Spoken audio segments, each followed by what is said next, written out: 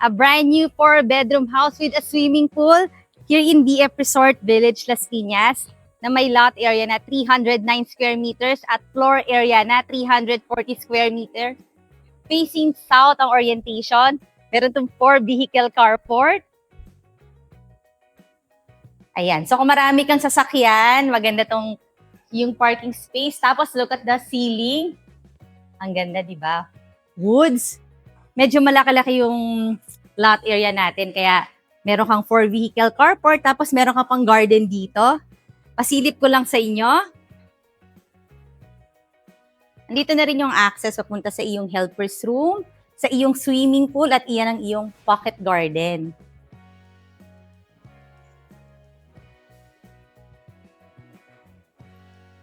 Ang ganda, di ba? Paglabas mo ng iyong sasakyan, ito na kagad ang iyong main door. At bago natin ipagpatuloy ang ating house tour, request ko na i-click mo na yung subscribe button ng ating channel na Home Search Philippines para makita mo yung mga magagandang bahay. Pasukin na agad natin. Meron siyang automatic door lock system.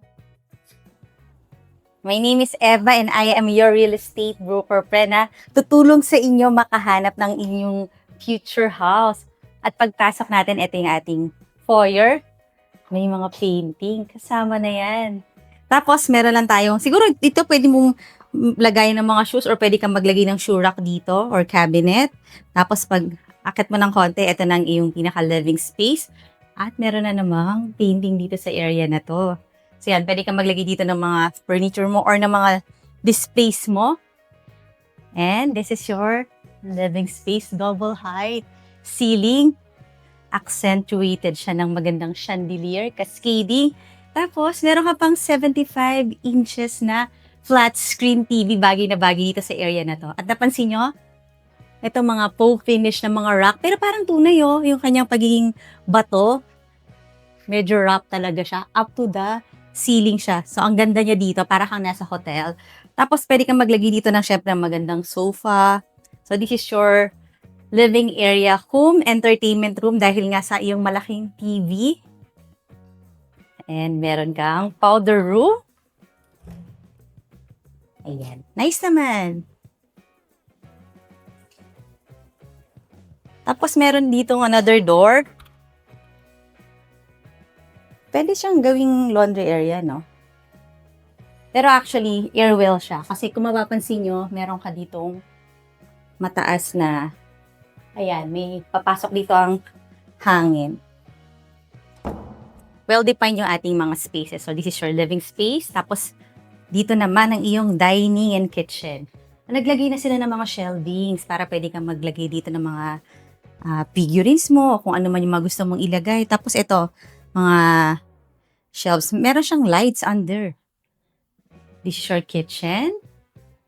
Modern design kitchen na napakadaming mga cabinets up to there. Ayan. Diba? Soft close siya. Tapos, ito yung mga bagong style ng sink ngayon. Yung maraming mga pinipindot, may mga lumalabas na water. Ayan. Ito yung mga bagong style. And then, meron ka na rin 4-burner stove. Meron ding Technogas na ganyan. Tignan natin to. Soft close din. This is your dining area. Kaya naglagay sila ng chandelier dito. Nice din yung kanilang ceiling. So, I think kasya dito mga 6-seater dining set. Tapos, ang maganda, meron siyang CCTV. So, yun, I think meron siyang 8 cameras. Pag in-on mo yan, kita mo na yung buong bahay. Tapos, kanina, meron tayong na-mention ko na garden, malapit. Nandito rin yung iyong fully covered na daily kitchen na may access sa swimming pool area. Pero ang makikita mo dito pag lumabas ka, yung munang shower. Mamaya tayo lalabas sa swimming pool area. Pakita ko lang uli sa inyo tong di ba malaki-laki yung iyong daily kitchen. Ayan na uli yung ating garden. Accessible na rin dyan yung iyong garage at iyong helper's room. So, from the garage, kung may mga bit-bit kang mga groceries, pwede ka ditong dumaan. Lalo na kung mga bit-bit mo yung mga fish para diretso linis. So, meron ka ditong sink.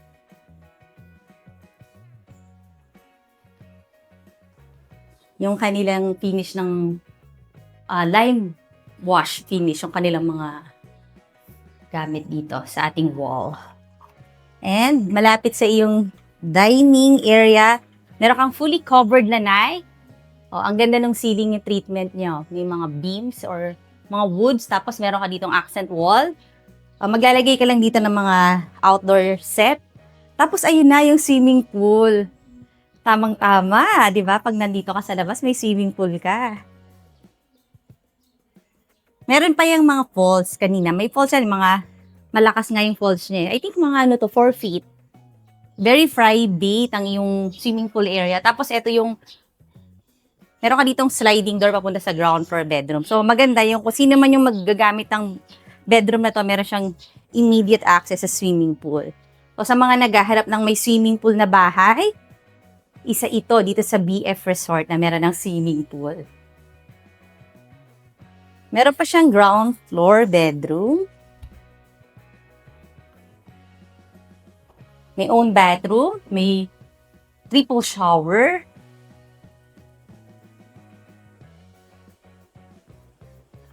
Fully air-conditioned na rin itong bedroom na to. At ito nga yung magandang bedroom. Kung gusto mo kagad magkaroon ng access sa swimming pool, eto na yung sliding door. Nandun ka na sa swimming pool.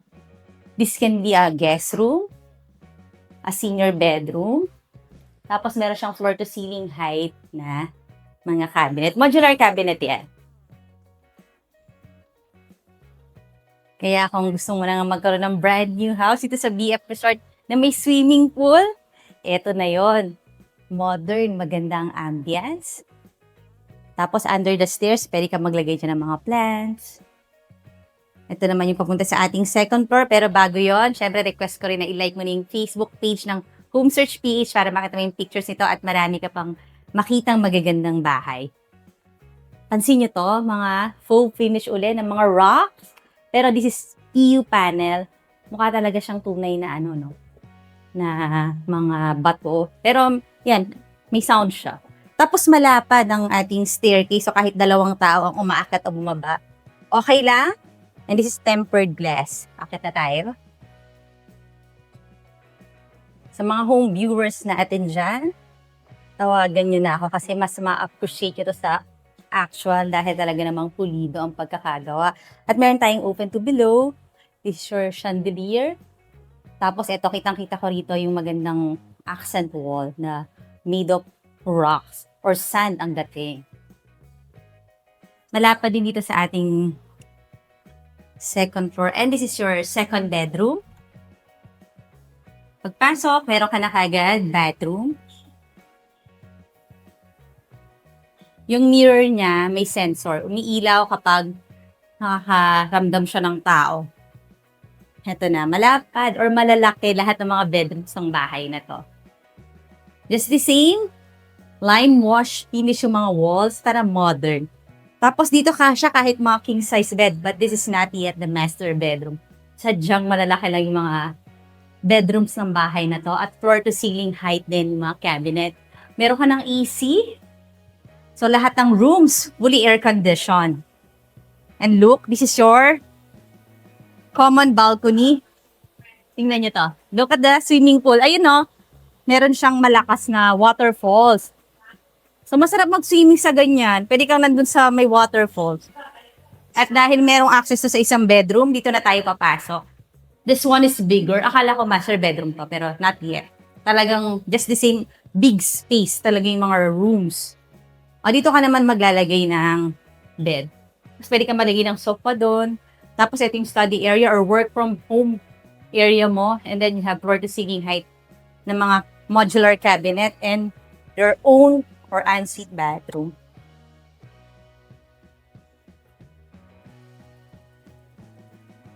Cute yung mga ceiling treatment na ganito. White, tapos black yung mga, nandun yung mga lights. And this is your master bedroom. Let's go. Also, big space. Oh, yung cute ng chandelier niya. Tapos yan, meron ka ng AC. And dito ka maglalagay ng iyong California king size bed. At meron kang CCTV. Ayan, I think meron kang 8 cameras. So, fully CCTV ready ang iyong bahay. At naka-install na talaga yung mga cameras. And here's your balcony, your very own balcony. So lahat ng rooms dito sa second floor, meron siyang sariling balcony. But this balcony is L-shaped. Up to here siya. Ayan, nakita ko na yung CCTV. Tapos may mga design ka rito na pwedeng maarawan, maulanan.